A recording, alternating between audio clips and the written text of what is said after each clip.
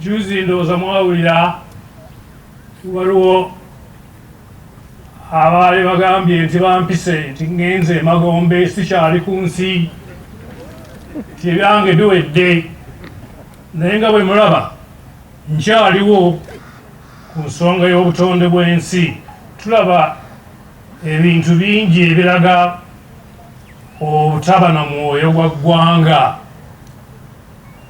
nga bikolebwa bannantagambwako. Abamu ku ffe twewuunya nti ensi yaffe erina amateeka n'ekitongole ekivunaanyizibwa ku butonde bw'ensi. Amateeka gano gakola ddi era kwani? Gakomaawo mu makkati.